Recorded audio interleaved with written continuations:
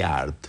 Në vetëm 11 vite. Pra që prej 2014-s deri në 2025. Por të paktën dëgjoj dua ta shoh edhe një atë intervistën e dieshme të tij qytetarit nga Korça, ku ishte shumë i bukur, zotëria eloquent, ironik, me karar, i përmbajtur, simpatik, të lutem. Ma gjeni atë qytetarin e dieshëm që i cili çau për herë të parë rrugën e bllokuar të arrat e Gurës dhe kaloi, ishte i pari që kaloi. Fatlumi. Po, pas 700 milion eurosh për të lidhur Tiranën me Korçën, 700 milion euro për të shkuar nga Tirana në Korçë, u desh të kalonte njërin nëpër tym, plur dhe gunga, gropa, rrezik shëmbje, rrezik shkarje, çarje asfalti. Gjeni regjia e di që duhet të pakose, nuk jeni aq të shkafët sa dukeni. Unë mbaj mend se çmimi i karburantit rritej paralelisht me rritjen e këmbimit valutor. Gjë që nuk e pam të ulej paralelisht me këmbimin valutor. Sot, sipas kursit valutor, karburanti do duhet ishte rreth 40% më lirë. E vërtetë është kjo, po harruam që kur ishte euro me 140 dhe tani që është me 95. Po. Po ne blem në euro. Shumë çka ka ndryshuar. Edhe në dollar e blem naftën. Ja që dikush, kësë kemi ftuar nga shoqata hidrokarbureve, autoriteti konkurencës ditën e sotme. Ore, si u rrit ky çmimi i naftës nga 173 në 179? Po, ndërkohë sa doli lajmi për luftë në Iran. Besar Xhaferi kishte shkruar diçka të këndshme në fakt. Krye spekulanti imobiliar. Çfarë grup fjalësh? Edi Rama nxiti rritjen e çmimeve të karburantit. Në këtë vend, në regjimin e Edi Ramës, spekulimi është kthyer në ligj në sektorët që drejtojnë ekonominë. Pas paralajmërimit të tij, sot disa kompani karburantesh kanë nisur rritjen e çmimit të naftës, ku nga 172 lek për litër ka shkuar në 176 lek për litër. Karburanti është gjaku i ekonomisë dhe kjo rritje pritet të ndikojë në rritjen e çmimeve të produkteve ushqimore.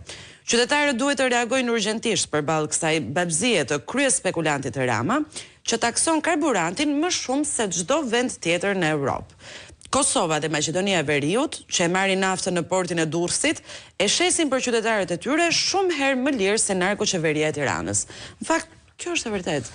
Diskutohet shumë shpesh që ka diferenca të frikshme në çmime edhe në mes Kosovës dhe po kjo ndodh edhe për produkte ushqimore në fakt. Edhe për ujin, edhe kur në fakt prodhohet në Shqipëri. Kjo ndodh se s'ka budallën ato vende. Provoj një herë pritje çmimi në Kosovë dhe e shef çat gjën. Koto, për kuriozitet thash, provojeni dhe pastaj ta kuptoni ku jetoj. Mirëmëngjes, e njëjta gjë është, gjell qensh, jo, nuk është e njëjta gjë, ka dallim shumë madh. Shtetet mund bëjnë edhe krime, por kur krimi ka shtetin e vet, për më tepër që kemi mësuar se ata që luftojnë krimin në Shqipëri, ushqim qensh marrin dhurat. E vërtetë.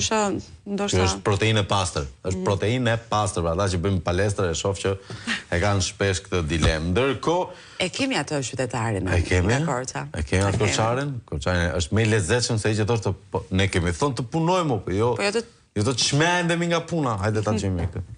Se kjo në tërë Evropën nga mëngjesisur s'kam parë. Allah ti kanë tërë ato që kanë marrë, e inshallah marrin edhe sa të tjera. Kënaqësi e madhe, domethënë në autostradë me 8 korsi s'kam kaluar ndonjëherë, po do ta shkojmë nga mezi thonë është më bukur. Sot ishte mirë kishim kulaç, kishim daulle, si ajo e asaj qaf ploçës që më parë ça rruga se daullja. Këto 11 ditë kanë qenë bukuri fare. Kemi bërë një shëtitje ande nga Spafari në ato gropat në fushën e Romakëve. Rruga që ka bërë Romakët para 2000 vjetësh ishte më e mirë se kjo që kanë bërë këta këtu. Po si nuk e di, din këta shefat, këta drejtora, këta qeveritarë që na drejtojnë, po bravo i qoftë popullit që i përkrah.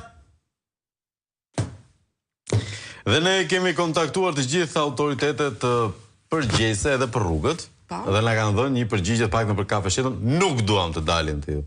Ore, keni njerëzit rrugëve, ore, në sjaroni si qysh tek rruga? Po pse nuk duan të dalin? Nuk du më vlla, nuk du me ardh të kafeshqete kësy. Janë shumë zënë terren, më duket. Jo, thjesht nuk duan të vinë te kafe. Është po nuk thanë që kanë punë, nuk thanë që kanë angazhim, nuk thanë që do vim në një moment të dytë kur të mbarojë të zgjidhet kjo situata. Jo, thjesht nuk duan të vinë te kafeshqeta. Edhe kjo syre, se s'është i kanë parë. Edhe nëse do ta kishim për shembull, supozoj, personale, me mua, ose me ty. Me ty, ç'ne me mua. Gjitha qytetarët që pankojnë që kanë mbetur të ngujuar, apo nuk është e nevojshme.